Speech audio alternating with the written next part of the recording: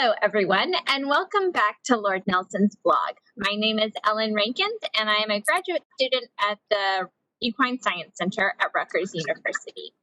And here with me today, I have Elena, who is a veterinary student at Michigan State University, but was here with us at Rutgers University as an undergraduate. So we're very excited to have you here with us today, Elena. Thanks for having me. I'm excited to be here. So to get started, I'd like to ask you to share a fun fact about yourself so that our listeners can get to know you a little bit better. So a fun fact about myself is that I'm left-handed. Although that may be up for debate, I write with my left hand, but if you ask my boss, I place catheters and I intubate and I pull blood with my right hand. So she calls me a fake lefty, but I'm pretty adamant that I'm confident about my left-handed skills. Very cool. Love it. So we're going to kind of go back and start at the beginning of your story. So what motivated you to pursue a degree in veterinary science? So I don't have one distinct memory that kind of motivated me to pursue veterinary medicine. Growing up, I did have a lot of pets, and it was really important for me that when they got sick, I obviously had to reach out for help, and that help was a veterinarian. So I needed to kind of look to someone that I could trust with my pets, as well as kind of be compassionate and empathetic and kind of helping me work through the best decisions to make in their case and be their advocate. So that kind of first introduced me to veterinarians as a career. Then kind of on the academic side and school side, I really found a passion for science as early probably as middle school. Even though you're not learning a lot, that's when we were learning about astronomy and even botany. So just a lot of the natural sciences. So that really caught my attention. And then I started to kind of piece together, oh, hey, like I could combine animals with science. That sounds like something I would want to do. So I had applied to the Science, Medicine, and Research University program at my high school, and I was accepted. So that offered a lot more hands-on experience in the science field. So I had classes like anatomy and physiology at just a high school level, as opposed to just waiting to take those classes in college. And that's where I kind of really found a passion. Oh, I can combine animals with kind of a medicinal and clinical background and pursue this further. So then veterinarian just seemed like the trajectory for me. And then even looking forward, Rutgers being in-state had one of the best animal science programs, as well as a very high acceptance rate to vet school. So it just all kind of lined up and made sense when I really took a step back and looked at it. And I kind of always told my family that if I didn't become a veterinarian, it's because I died. And even though it's morbid, it's just always been something that's been kind of on my trajectory. And even though I've kind of dabbled in other things and wanted to see if I would like other things better, veterinarian was always on my radar, and that's where I'm ending up. So kind of a long story, but that's kind of how I approach coming here. Well, thank you for sharing, Elena. That's very cool. And that's kind of a perfect segue into our next question. So you talked some about being very interested in science. And so my next question for you was, what role has STEM, or science, technology, engineering, and mathematics, played in your education?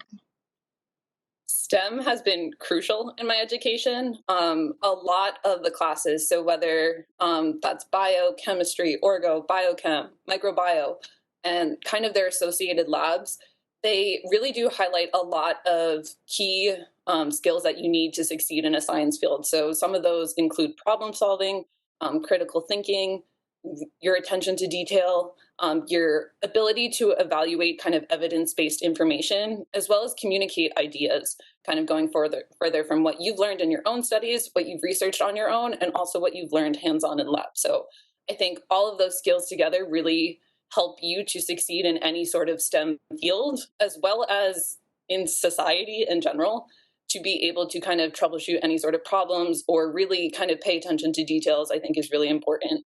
To be able to succeed in one of these fields. Thank you. I think you've made a really good case for all our listeners out there for them to really get involved in some of these STEM fields and pursue those interests early in life. It can really help them further on down the road. Mm-hmm. And so oftentimes we view STEM as a very male-dominated field. So what has your experience been like as a woman in a STEM field? So I can't speak on behalf of all of the fields, but veterinary medicine specifically, I fortunately haven't faced a lot of discrimination as a woman. As a woman, the field actually transitioned in the late 1980s from a male dominated field to a female dominated profession. So I've never, fortunately, had to experience someone telling me I wasn't able to do something because of my sex, or kind of going forward that I wouldn't be able to achieve my goals that I had in mind. So fortunately, I've been really lucky on this side of the STEM field that I haven't faced any discrimination. Very positive to hear and very encouraging. So thank you. So, kind of still talking about how you've gotten to this point where you are today. Have there been mentors in your life that have greatly influenced your journey to this point? And if so, who have they been and how have they contributed to that journey? Um, for sure, I've had a lot of mentors kind of coming in. Um, whether that was when I was younger, playing sports, teaching you the things like determination and perseverance, or my trainer when I was horseback riding, but specifically from an academic sense, I would have to attribute those to my mentors in undergrad, Dr. Williams and Dr. Malinowski, both at the Equine Science Center. I came to Rutgers and I met Dr. Williams first. I started with research in her laboratory, and I was always kind of that shy kid in class. And it's funny now because now people tell me I don't know how to be quiet, but I used to never speak. I used to really never participate or raise my hand. I was just always there listening. And so she really did kind of encourage me to come out of my shell a little bit. I did well in her classes, and she saw something in me that I didn't know I had myself. And so she encouraged me to TA, which is being a teacher's assistant for some of her classes. So I did that for comparative mammalian anatomy, as well as her ag field day classes. I was a coordinator and supervisor for that. And so that helped me transition and learn how to not only speak to other people and communicate to other people, how to be confident in myself, and then also how to teach other people. I had always been in the position as a student. And so in those positions, it kind of I had to learn how to teach others how to do things. And I never realized how important that was until you kind of get out into a work setting, and to be able to teach people why we do things a certain way, or why things should be done one way versus another, was important for me to learn as well. And then at one point, I did have the opportunity to do a George H. Cook independent honors research thesis with her. So from that project and that skill, from that project with her, I was able to learn how to evaluate science and how to apply statistics and data and apply that to a real world setting, as well as do public speaking and communicating findings.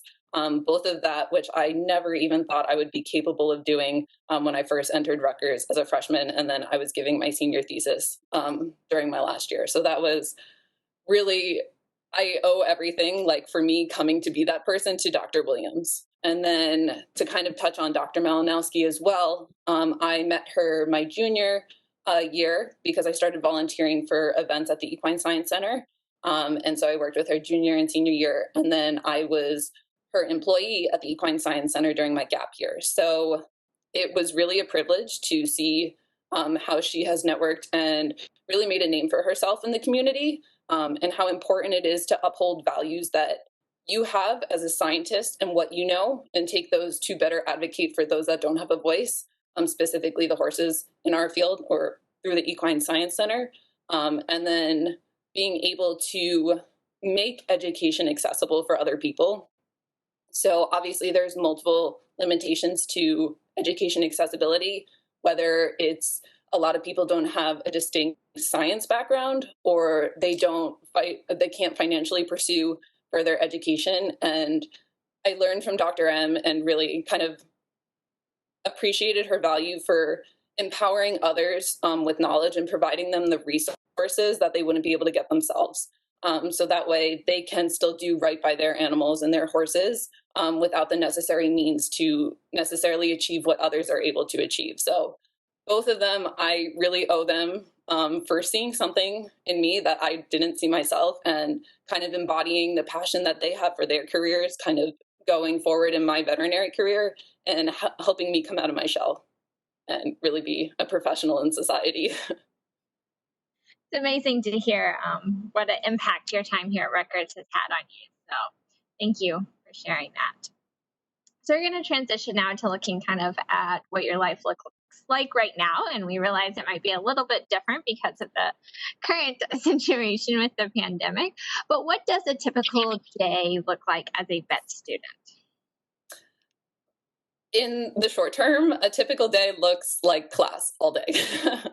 Kind of in more specific details, typically I guess, depending on whether you're first or second year, or even now third year now, we're in lab from about 8 to noon.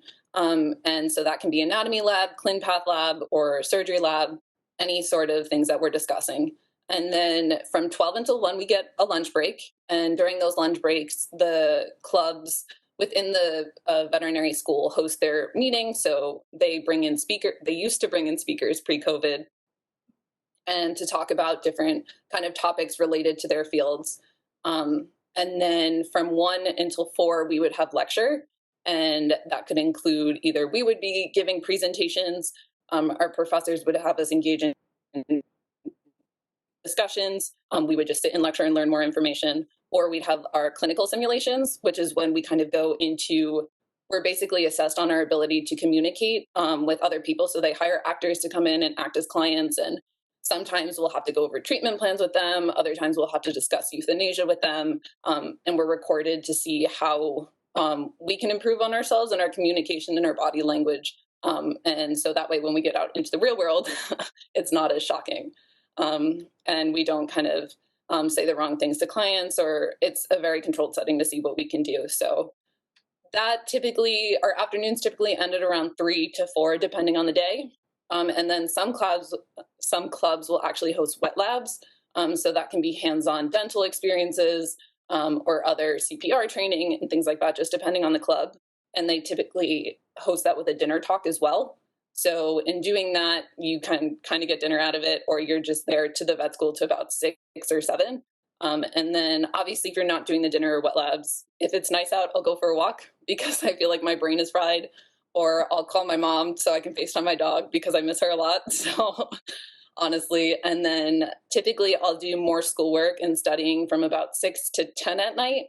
Obviously, I could go longer, but I've learned that staying up doesn't do anything for me. I'm more sharp, and I'm actually going to waste more time if I stay up studying. So I made it a firm rule, and a lot of my classmates have taken this rule as well, that we stop work at 10 p.m. and we go to bed, and whatever's done is done, and whatever's not done isn't done, and we'll learn it eventually. So that's kind of just our routine, and then you repeat it the next day. So Monday through Friday.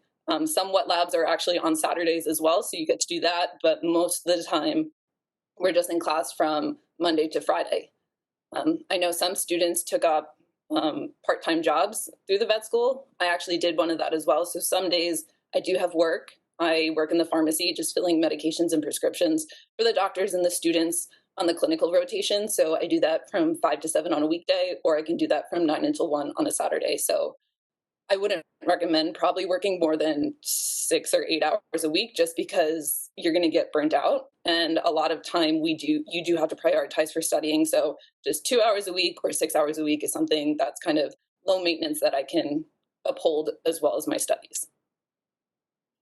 Sounds like you stay busy, very busy. For sure. So a lot of us go into experiences like vet school or other things with kind of a preconceived notion of what it's going to be like. So do you think actually being in vet school, seeing all of this, has changed your expectation or perspective on what it means to be a veterinarian, or what you're going to get out of this experience? I love this question. I think because you can tackle this from so many different perspectives, more or less. So overall, my perspective of the veterinary field hasn't changed. Fortunately, I had a lot of clinical experience before coming to veterinary school, so I kind of knew what I was getting myself into. But the actual process of being a student in veterinary school, I kind of had no idea what was going to be in store for me coming here. So for those of you that don't know, I had actually applied to vet school during my senior year of undergrad, and I was rejected from nearly all of them except for one. And I chose not to go to that school. So I ended up taking a gap year and I reapplied. So when I reapplied, I was accepted to 2 schools, and I was put on the wait list at Michigan State University. So I had actually committed to another school. And then after a certain date had passed, I had gotten off the wait list at Michigan State University. And so I took my deposit out there and I came to MSU because that was my top choice school. And so, kind of going through those tribulations, and I don't want to call it an academic failure because I don't think it was considered that, but just kind of having a letdown or a difference in my trajectory in an academic perspective was something I had never experienced before. So, when I came here, I truly believed I didn't belong here. I had the worst case of imposter syndrome. And I don't know if my way was the best way to deal with imposter syndrome, but I really worked so hard to prove to myself, obviously not anyone else, this was an internal battle with myself, that I deserved to be here. And that worked for me, although I didn't have any work-life balance, and it's really not sustainable to do that. I don't know another way that would be a better piece of advice, but definitely don't do what I do, what I did. And so I think my perspective overall is that the vet school didn't make a mistake in accepting you. When you do get here, you do deserve to be here. You are capable of what you're doing. And you don't have to have this internal battle with yourself that you don't deserve to be there or things like that. Most of my friends in undergrad, they are exceptional people. And a lot of them got accepted on their first try to vet school. Now, being in vet school, I see that that's actually almost abnormal. A lot of my classmates actually are only here because they applied their second or even third time. So the most important perspective as a student is that it is challenging to get here, but once you are here, you do have the resources and the capabilities to succeed here, and you don't have to overwork yourself to kind of prove that to yourself, I guess is what I'm trying to say. I think those are some wise words there. So I think it's pretty obvious for most of our listeners that you do plan to become a veterinarian and work in that field after graduation, or we would hope so. But do you have more detailed plans after graduation? Yes. So I'm actually going to pursue small animal medicine. And some of the people listening might find that as a shock because 2 years ago, I was full fledged going to be an equine vet, I was going to be a mobile vet, and I was convinced, like, you couldn't convince me otherwise. So, especially with my background in horses and research and minoring in equine science at Rutgers, I was convinced I was going to do equine science. But now that I'm here, and logistically speaking, I really want to do small animal medicine. So what that entails for me or looks like after graduation is I'll probably do a rotating internship for a year, and then I'll decide if I want to go into general practice or if I want to pursue a specialty. So if I were to pursue a specialty, I'd have to do a residency. And if I were to do that, I'm considering internal medicine or neurology, but who knows what's in store. I might just go into GP. I mean, the world, who knows what can happen. So all I know for sure is that I am going to do small animal. So we'll see where that takes me. Well, that's very exciting. We're very happy for you. And I think that was all the questions I had for you. So, are there anything that I didn't cover that you really wanted to share with our listeners today? Yes, I think it's important that we kind of touch on the mental health aspect of the veterinary profession. So, in January of 2019, the CDC actually released a study that reported the mortality rates among veterinarians. And so they had reported that female veterinarians were 3.5 times more likely, and male veterinarians are 2.1 times more likely to die by suicide than the general population. And I recognize this is being posted on the Lord Nelson blog, where kind of the demographic is young adults or young children. But I do think if people are looking to pursue this career, it's important to be aware of and kind of reduce that stigma associated with mental health. In doing so, I kind of want to encourage those who are struggling to reach out and get help. There's a lot of professional societies, specifically through the AVMA, which is the American Veterinary Medical Association, and there's another one specifically for suicide prevention in veterinarians called Not One More Vet. So there are plenty of resources out there for the profession, and there's a lot of resources within the school that can help you get the help that you need if you are struggling. And just to know that you're not alone in doing that and you're not weaker for asking for help. but it's important to do and important to recognize that that is heavily kind of it's heavily expressed in the field that that does occur, and it's something to be aware of and consider. So Yes, thank you for raising that point of awareness.